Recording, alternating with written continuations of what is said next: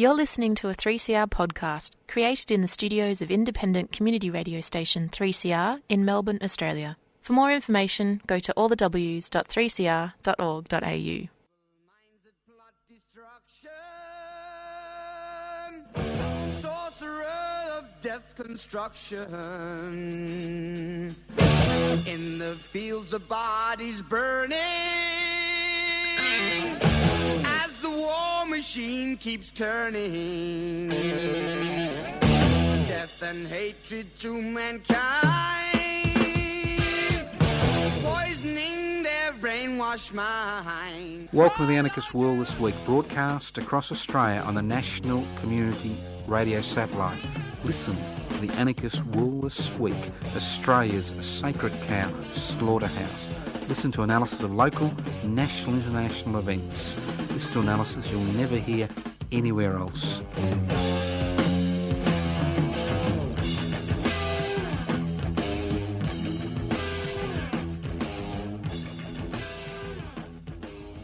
Welcome to the Anarchist World This Week, broadcast across Australia by the Community Radio Network. My name's Joseph Toscan. I'm hosting today's program.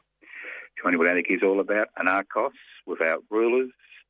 The anarchist struggle is to create a society without rulers. Not without rules, without rulers. What gives rulers the ability to impose their will, as we see in Victoria currently, on millions, if not hundreds of millions of people around the globe? Very simple, inequalities in power and wealth.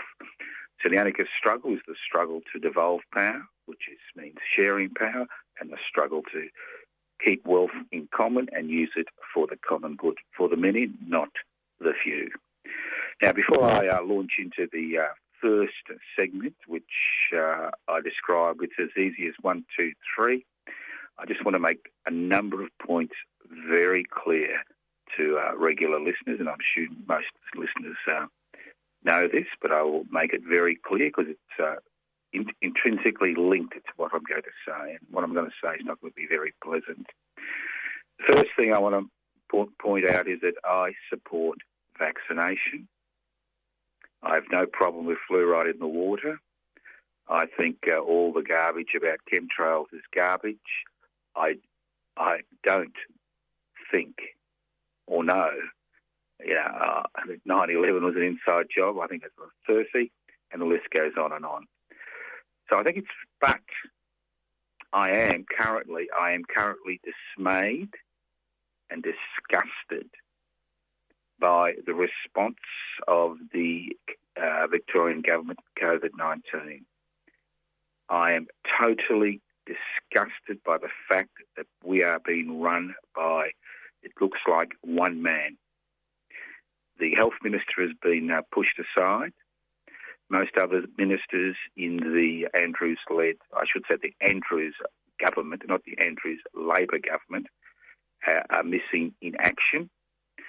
The Victorian Labor Party has basically, the branches have basically been dissolved because of branch stacking. And we are now seeing what happens when somebody has unlimited power. Unlimited power. If you're dismayed by the what riot police are doing in this state, police behaviour, how people with mental illness are being shot or stomped on, hit by police cars, and this goes on and on, you're not alone. And I did notice that the Deputy Premier attempted to dismiss criticism as criticisms coming from the Tin Hat Brigade. Well, I'm not part of the Tin Hat Brigade. I have nothing to do with the Tin Hat Brigade. I think the Tin Hat Brigade are the Tin Hat Brigade. But I am greatly concerned with the abuse of power we are seeing in this state and many other parts of Australia. A total abuse of power. I mean, if the old adage, power corrupts, and absolute power corrupts absolutely. Well, all you've got to do is listen to what's happening today and look at what's happening today to understand what's actually happening in our country. I don't think COVID-19 is a hoax. COVID-19 is real. It real problem, but the way it has been tackled in Victoria has been abysmal. Failure after failure after failure, unnecessary deaths, unnecessary curtailment of common law liberties, and the list goes on and on. And what's extraordinary is how easy it is to declare a state of emergency, how easy it is to stop people associating, how easy it is to stop people moving, how easy it is to charge people with incitement, how easy it is to unleash the police force on the people of this state. It is just an extraordinary abuse of power by a government which is totally dysfunctional. We should not have been in this situation, and the information that's coming out into the investigation into the quarantine breakdowns as far as the hotels were concerned in Melbourne, where 99% of the current infections have come from, highlights the issue. If there is anybody left in the Labor Party with any decency, who has any respect for basic human liberties, who is concerned about the out-of-control actions of the Victoria Police, who are using the unlimited powers that have been given to them, not by the Victorian state government, but by a small band of cabinet ministers who've almost excluded everybody else from the decision-making process. Well, I think now's the time for you to act, because we are at an extraordinarily difficult situation as far as human liberty is concerned in this state. And what's extraordinary is how easy it was. We were told we live in a democratic society. We were told constantly that power lies in Parliament. We were told that we had basic rights and liberties. And even in Victoria, we were told there is a human rights charter, which has always been a joke as far as I'm concerned. But now we are seeing how easy it is for the government of the day to impose restrictions, not just on individuals, but on businesses, destroy people's livelihoods because of their own total incompetence in attempting to tackle this issue. So if you are disturbed by the images you see, if you are disturbed by the fact that it's dismissed as, we're just dealing with the Tin Hat Brigade, a number of loonies.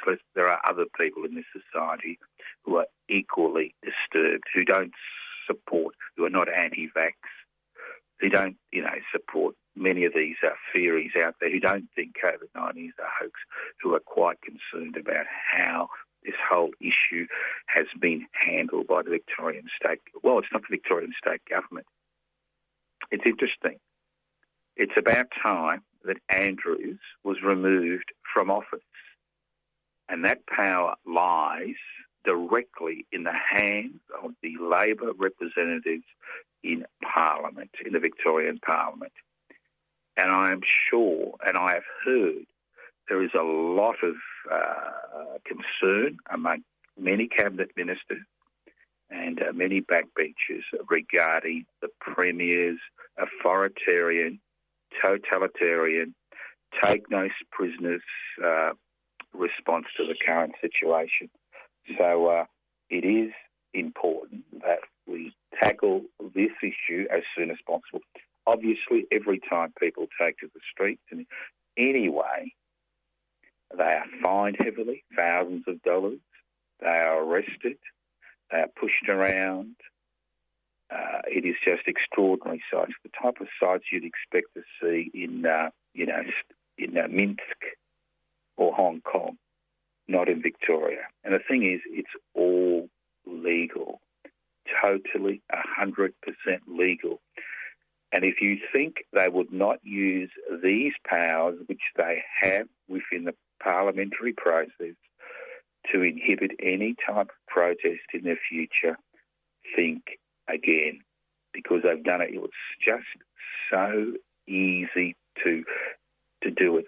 And the reason it's so easy to do it, because in Australia, of all the OECD countries, we are the only country that has no constitutional protection for the individual from the arbitrary exercise of state power. And we are seeing the arbitrary exercise of the state power in this country, not just in Victoria, but the rest of the country, in terms of people being refused permission to leave the country, in terms of people being refused permission to come back into the country, and the list goes on and on. And if you think this is something new, this is not new. This is part of a creeping terrorisation of the population by the introduction of laws which are theoretically introduced to protect us from, pedophiles and terrorists, which are used constantly to inhibit legitimate protest in this country. All you've got to do is ask a member of the CFM MEU what it means to have laws specifically designed to take away what are theoretically rights which we enjoy. In Australia, you enjoy no rights. The only rights you enjoy are the rights which Parliament is willing to give you.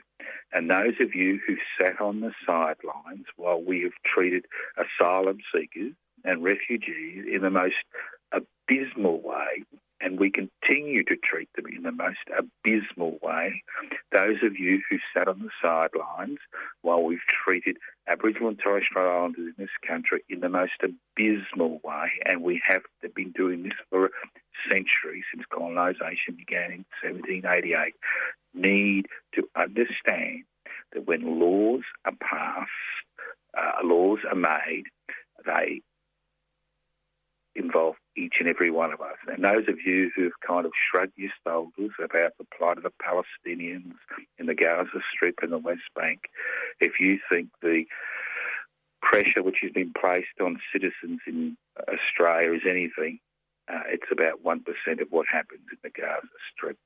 So if there's one positive, is that I think people are beginning to understand that absolute power corrupts absolutely.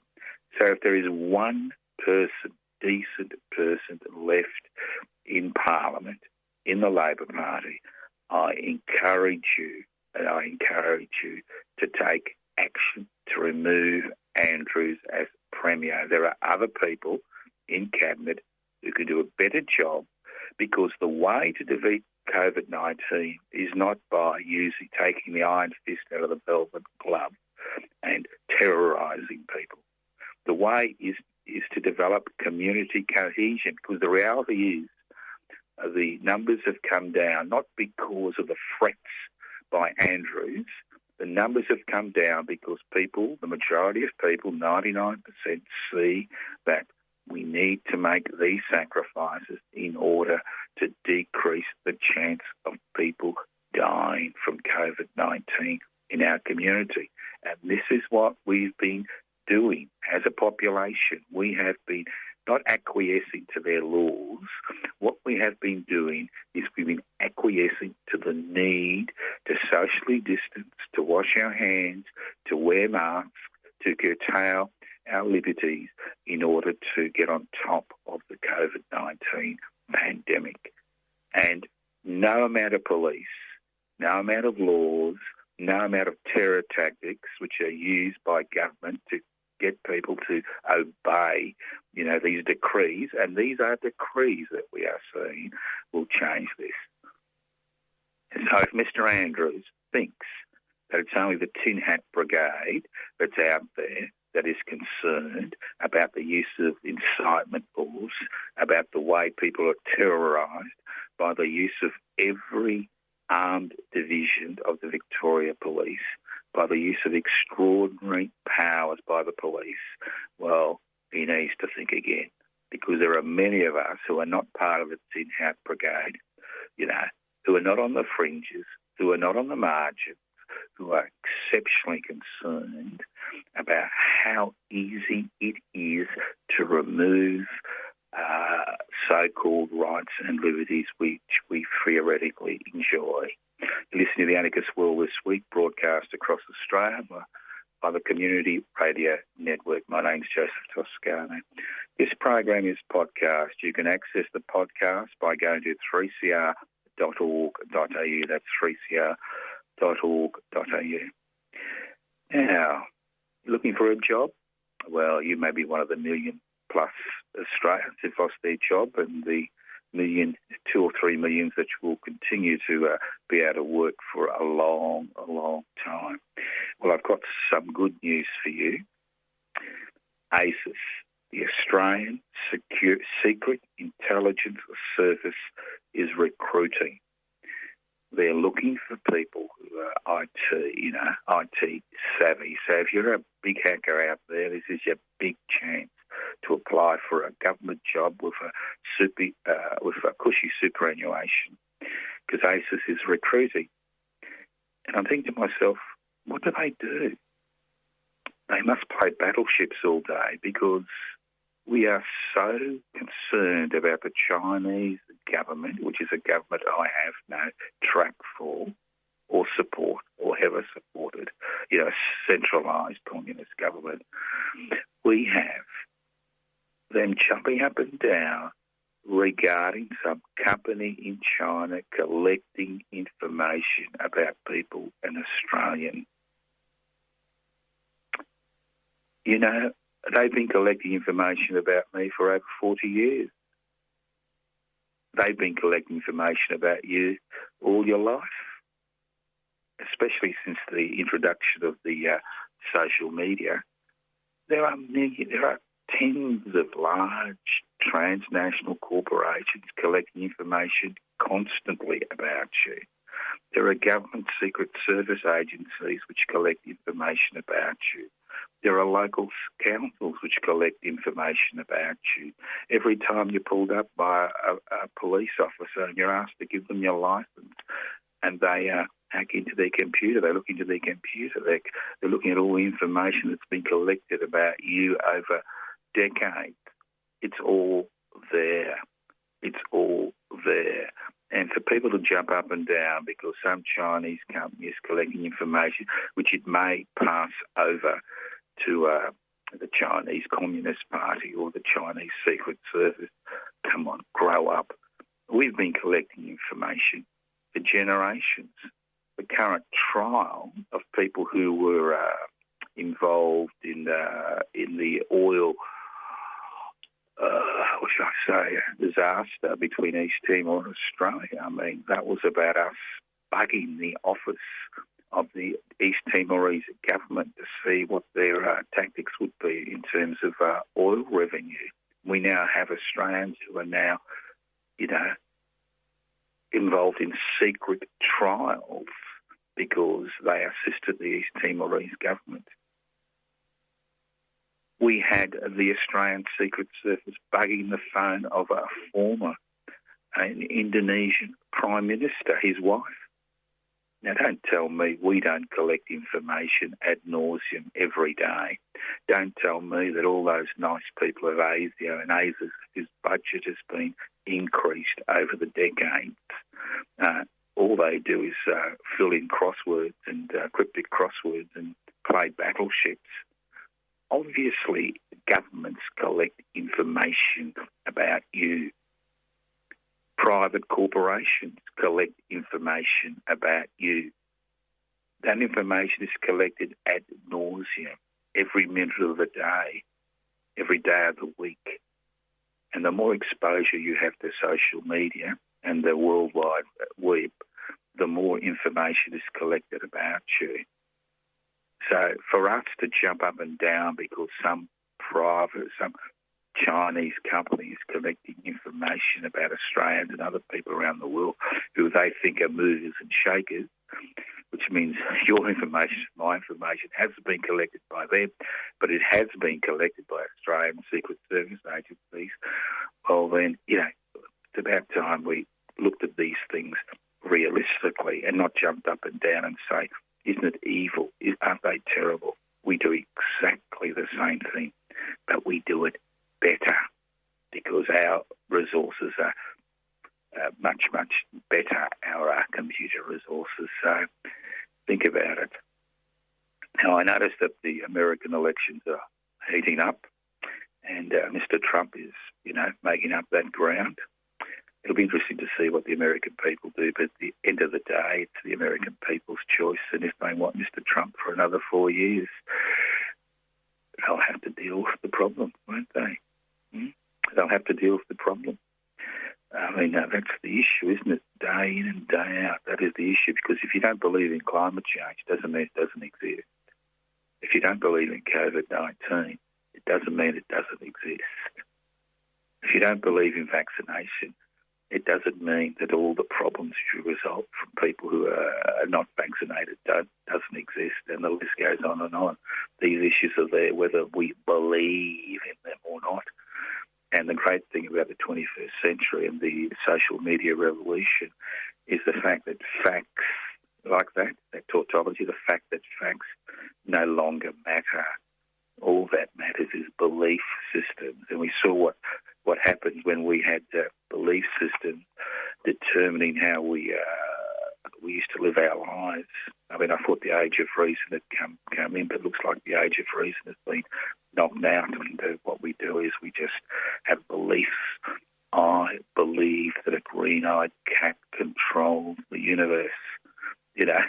I believe this and I believe that, and I believe there's death after life, and I believe God loves us all. And it just goes on and on.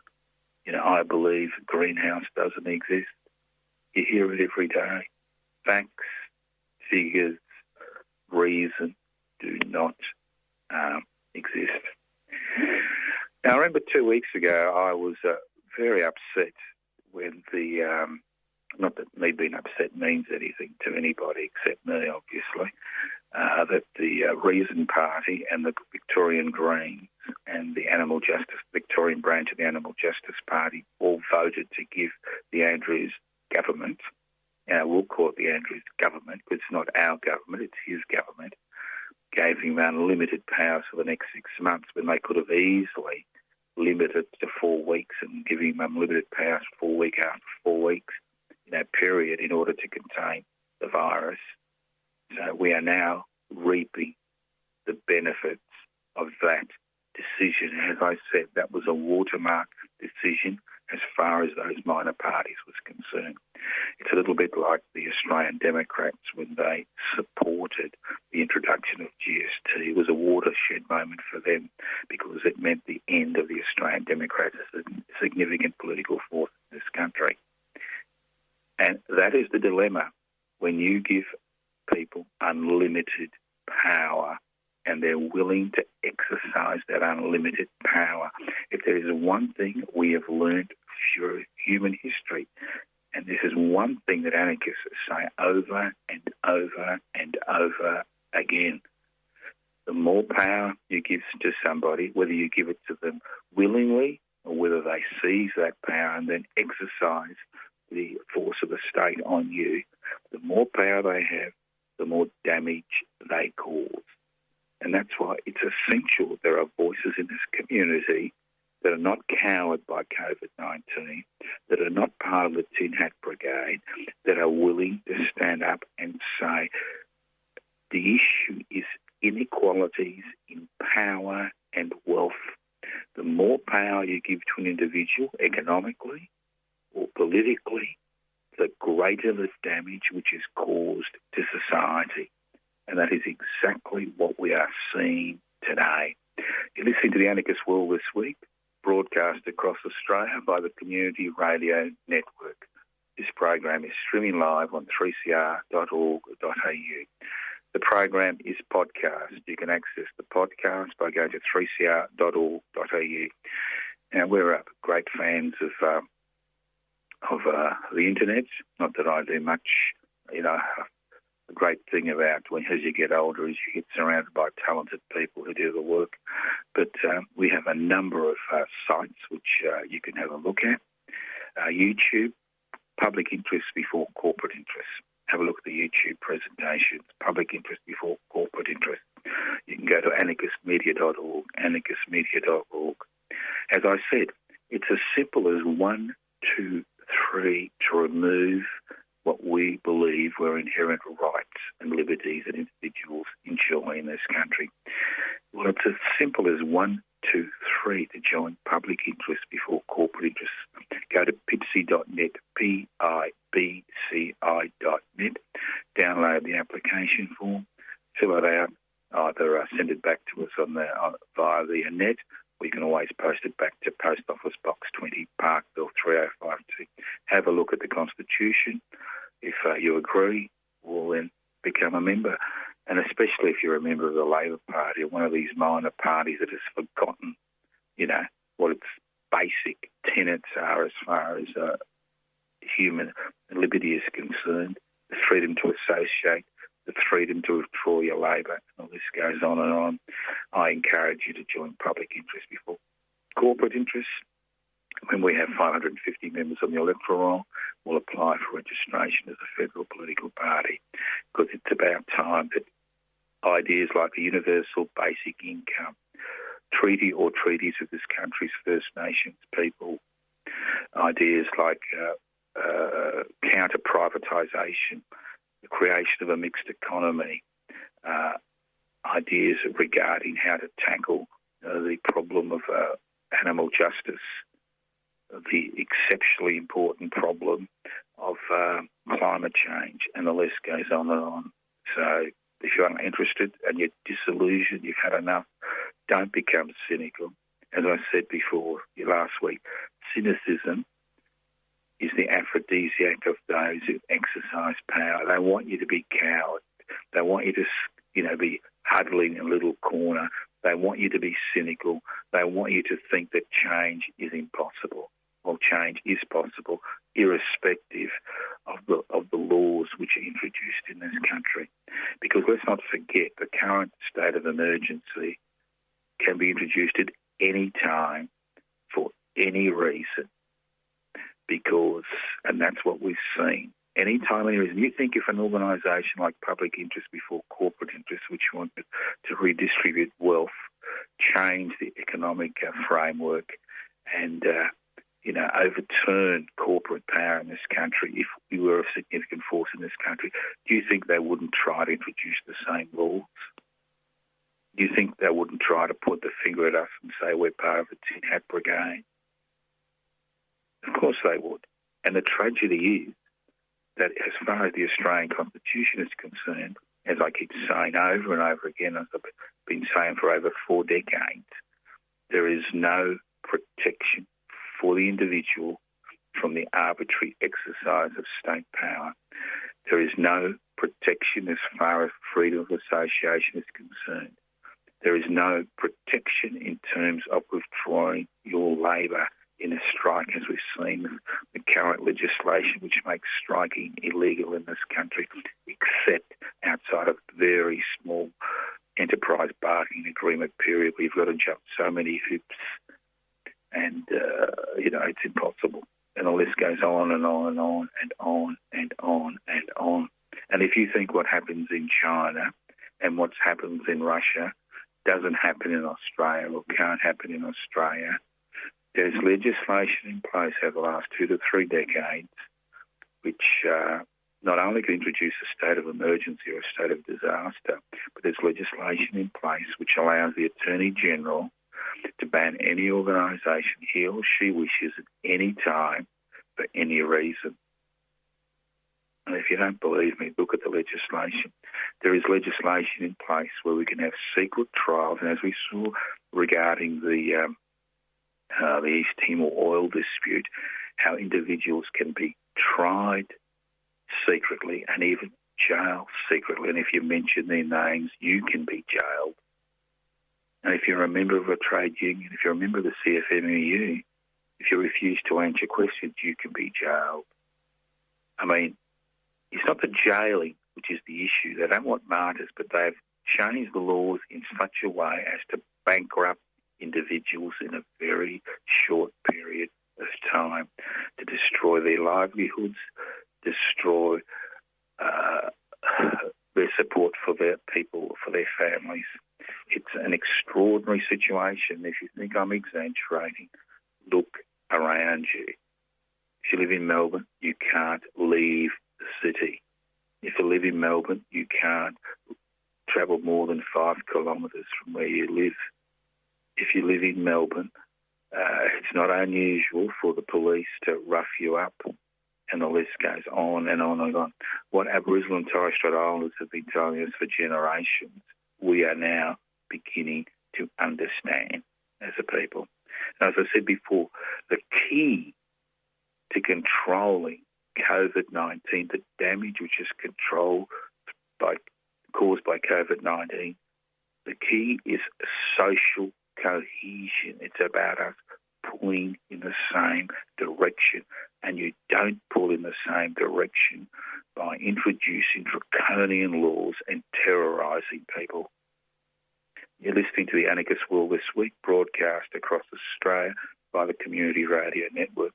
Let's move on. I mean, I could talk about this for till the cows come home. The only trouble is I don't have any cows, so that'll be for eternity. So all I can say is I'm going to move on. But I think I've made a point, and it's not just the Tin Hat Brigade that's concerned.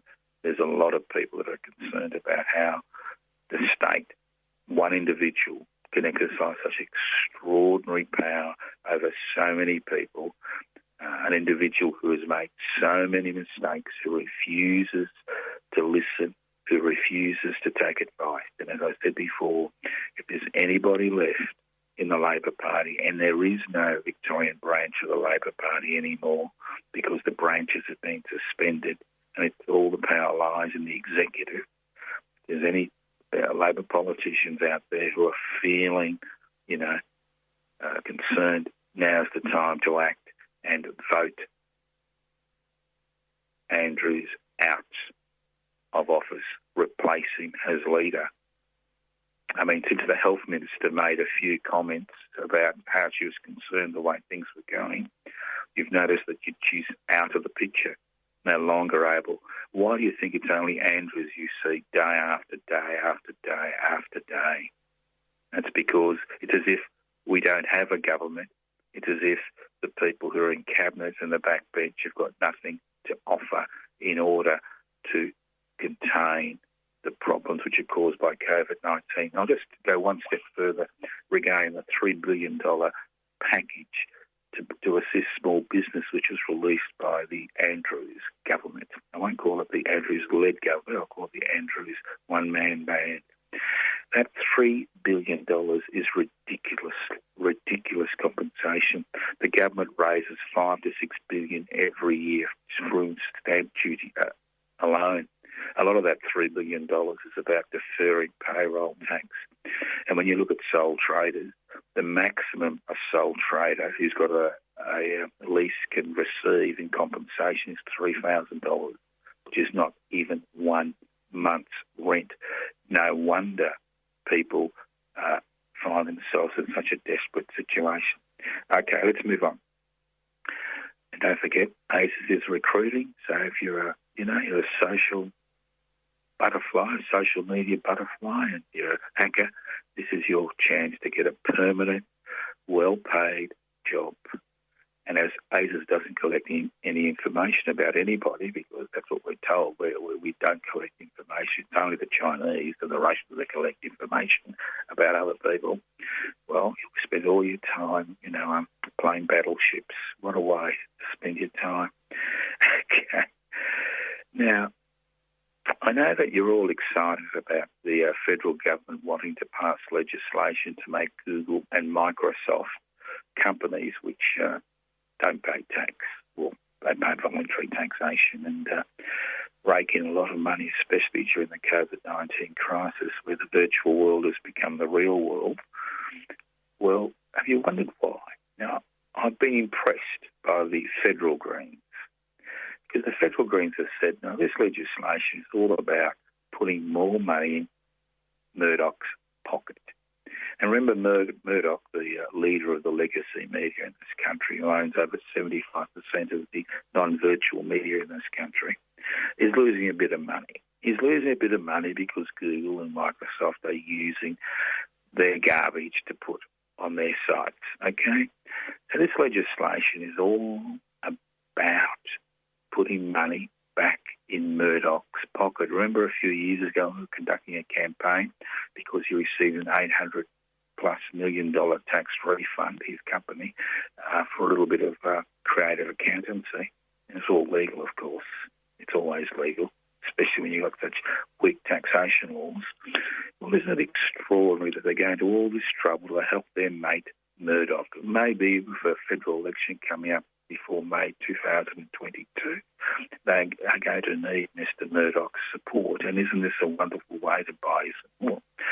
So the Greens have finally woken up from their COVID-19 slumber in federal parliament. They've said, well, if you want our support to ensure that Mr Murdoch gets a lot of money from Google and Microsoft, you're going to have to increase support for the Australian Broadcasting Corporation, SBS, and the newly created Australian Associated Press, which provides information to media outlets for them to use, which is currently almost it is on its knees and about to be bankrupted by Murdoch-led forces.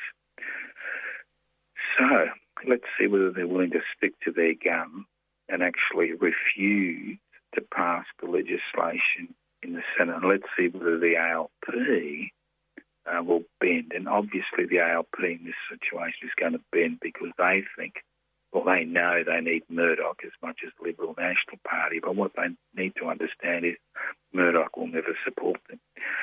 So a negative for the Victorian Greens, a positive for the federal Greens. I think they found a weak point as far as this is concerned. And because, as I said before, this legislation is really not about protecting media sources and ensuring they get money for what the work they've done. It's basically to put money in Murdoch's pocket so they can buy his allegiance for the federal election in May 2022. This is the Anarchist World this week, broadcast across Australia on the Community Radio Network. Remember the Banking Royal Commission? Do you remember the Banking Royal Commission? Well, it did finish 18 months ago, and it showed the disdain and disgust that the Australian banks had for their customers. It showed how they were exploited. It showed how many took their own lives because of the bank's unconscionable behaviour. And we were told at the end of the Royal Commission, which the federal government resisted year after year after year after year, that legislation would be passed to ensure that this type of behaviour never occurred again. Guess what? That's the great thing about COVID-19 is you can use it to, hide a lot of things. And guess what? Well, that legislation hasn't been introduced into Parliament, and there is no plans to introduce it into Parliament for years, and they think that people will just forget about it. Obviously, the banks have been forced to provide a honeymoon to people who can't pay their mortgages because they've lost their jobs because of the government response to the COVID-19 crisis. But as JobKeeper decreases and the job seeker decreases and the screws turn on people, and the banks want their pound of flesh, it's very likely that increased pressure is going to be placed on customers to not only extend their mortgage but to repay arrears. And all those people who've been able to hold off paying rent or part of their rent, let's not forget this is deferred. The rent was deferred, especially for small business. And if these businesses don't open up, as soon as the JobKeeper dies or gets to such a low level, we will find tens of thousands, not hundreds of thousands of small businesses in this country collapsing. And if small businesses collapse, that means people lose their homes because most people involved in small businesses take out loans and the only asset they have is their home. That's right. So if there's one time that we need legislation to go through Parliament to protect people from the avarice and greed and the unconscionable behaviour of the banking sector, now is the time. But the banking industry has been able to defer this legislation. You're not able to defer any legislation, but they're able to defer this legislation.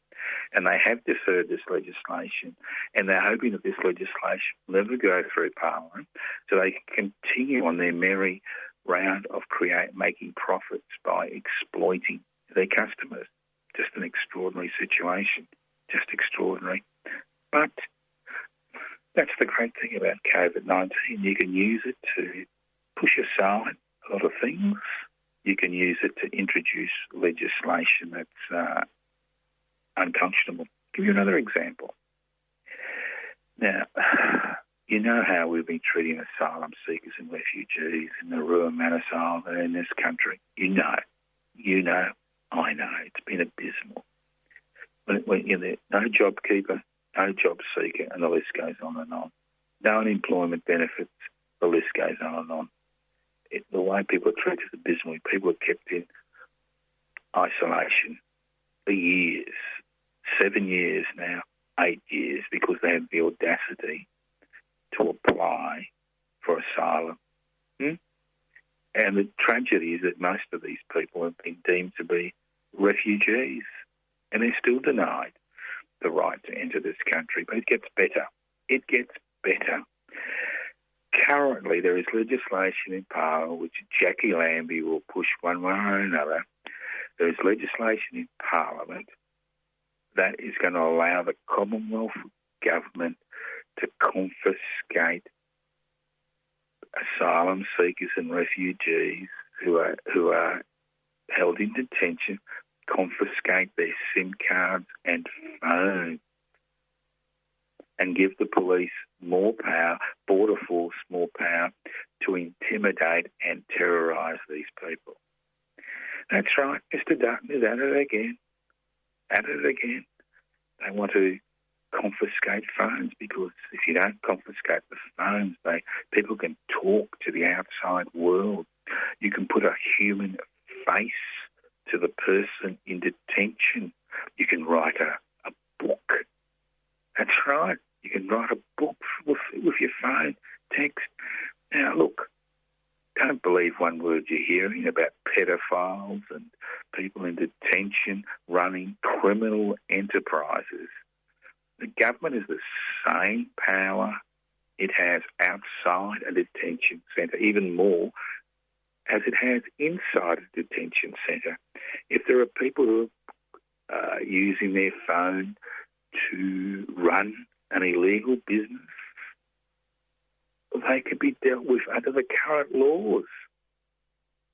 I mean, it's just extraordinary, isn't it? It's just extraordinary that here at the height of the COVID-19 crisis, we have legislation in place that is going to remove people's only contact with their families overseas, with the media, with support groups, because it embarrasses the government. As long as these people are anonymous, as long as we don't know their name, as long as we can't see their photograph, as long as we can't hear their voices, then we can dehumanise them. So let's not forget that the same laws that are used to dehumanise and marginalise people in this situation are the same laws that this government and state governments can use to marginalise you. For generations, Indigenous people have been telling you how terrible things have been in this country. For generations, we've just shrugged our shoulders and just moved on. For years, asylum seekers have been telling us how difficult life is in this country. We shrugged our shoulders and moved on. When the intervention occurred in the Northern Territory and the Racial Discrimination Act was removed, we shrugged our shoulders and moved on.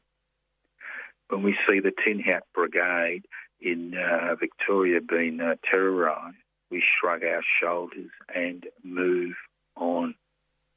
The reality is, what COVID-19 has highlighted is how easy it is for government at all levels to remove what rights you think you have, because under our constitutional arrangement, I'll keep saying it again and again, the individual has no protection against the arbitrary exercise of state power.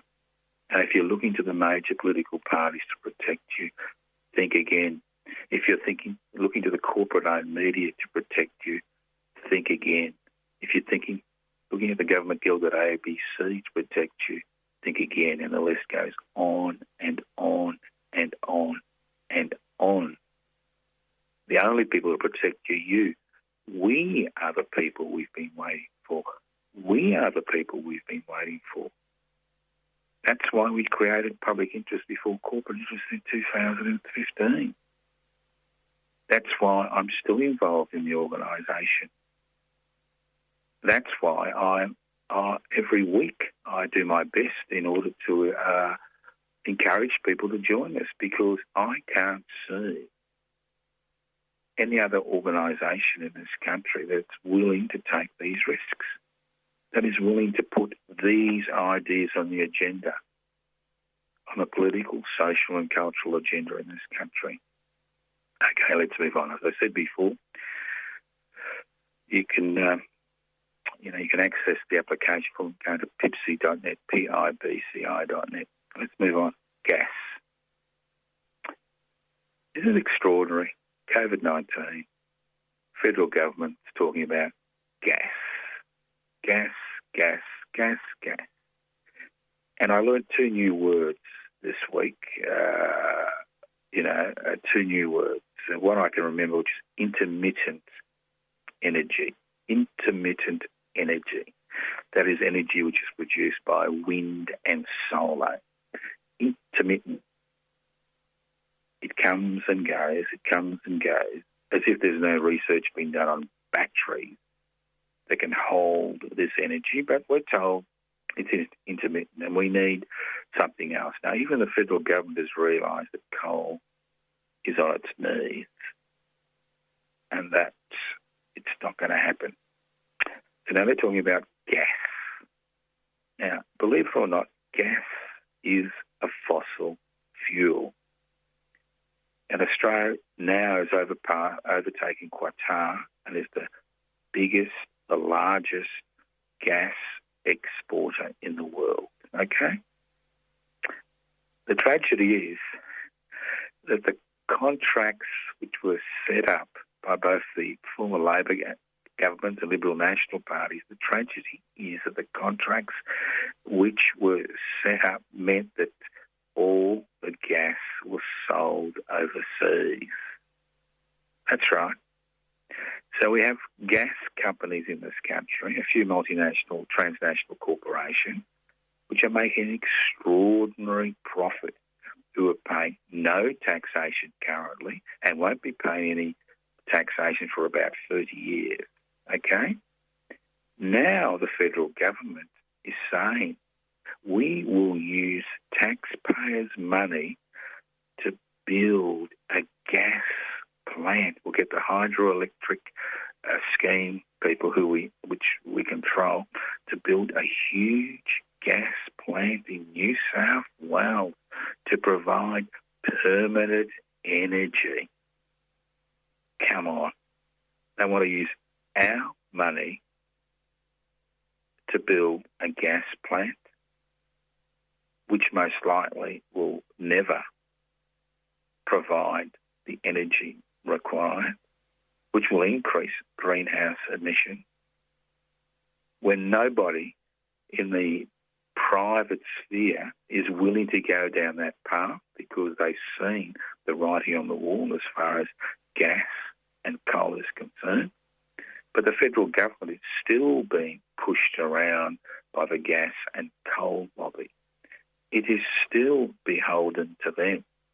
Because let's not forget, our current Prime Minister is the very man who brought a lump of coal into Parliament House to show his support for that particular industry. So instead of saying, let's do research or support research regarding battery development, which is going on around the world. So solar and wind energy is not intermittent energy. What they say is let's make another gas plant, and if nobody in the private sector is willing to invest in it, it's not going to make a profit. Let's use taxpayers' money to create that. How extraordinarily stupid. How extraordinarily stupid. But, as I said before, we live in the 21st century. The age of reason has gone. It's all about belief system. Whether you're on the, you're a protest, or whether you're a president of the United States of America, forget about the sign. It's a belief system. We believe this and I believe that. Now, I could believe that I've got Martians in my pocket. I wouldn't tell that to the Victoria Police because they could shoot me maybe. Because, if you've got a mental illness these days, it's a dangerous thing to have in this country. But, I could believe that, but does it mean I've got Martians in my pocket? No. I may have nits in my pocket, but I won't have Martians in my pocket.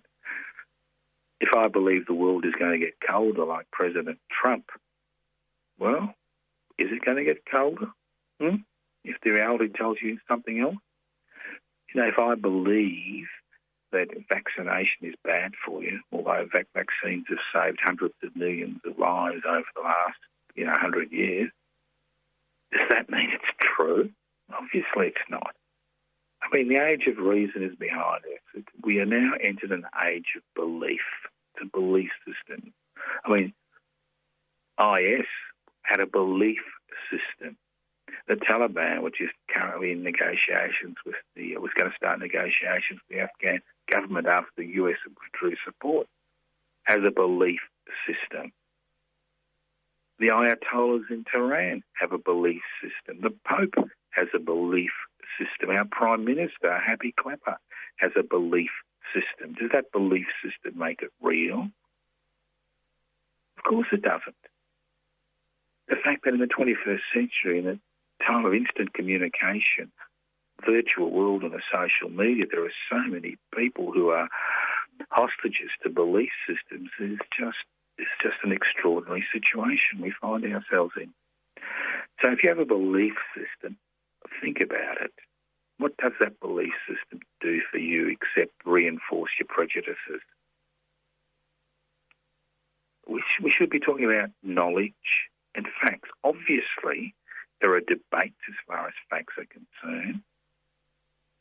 But at the end of the day, I'd prefer to put my hands, my future, my children's future and their children's future and my friends' futures in the hands of people who rely on facts, not belief.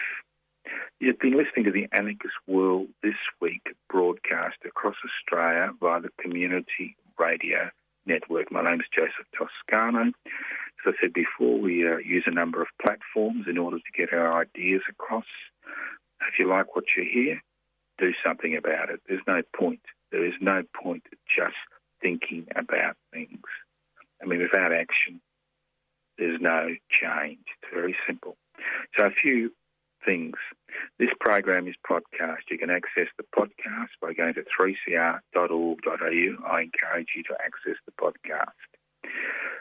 I encourage you to join public interest before corporate interest. Go to the website pibci.net, pibci.net. Download the application form. If you don't have a computer or a printer and you want an application form, leave a message on 0439 395 489. That's 0439 395 489. Yes, I do answer letters. I've just been answering letters today. You can send letters to Post Office Box 20, Parkville 3052. Post Office Box 20, Parkville 3052. You can go to my Facebook page, Joseph Toscano. You can go to YouTube, Public Interest Before Corporate Interest. Twitter, Pibci, capitals PIBCI _AU, capital. You can go to Instagram, Pibci, PIBCIAUS. You can go to anarchistmedia.org. You can go to other Facebook pages, Defend and Extend Public Housing, and the list goes on and on. So there's a lot of ways we can communicate. There's a lot of ways we can continue, but at the end of the day, what we need is ideas. We need to develop those ideas. We need people to get involved. Without involvement of other people, we're basically talking to each other. And talking to each other in the virtual world, even on broadcasting, is really a waste of time unless we are willing to take action. So don't forget, the program is podcast. The Anarchist World this week is podcast. Go to 3cr.org.au. Go to the YouTube channel, Public Interest Before Corporate Interest. Go to anarchistmedia.org. Go to pipsy.net. Remember, ultimately, we are the people we've been waiting for. We are the people we've been waiting for. If we're not willing to work together to change things, nothing will ever change. Thank you for listening to the Anarchist World this week on your local community radio station. You've been listening to a 3CR podcast produced in the studios of independent community radio station 3CR in Melbourne, Australia. For more information, go to allthews.3cr.org.au.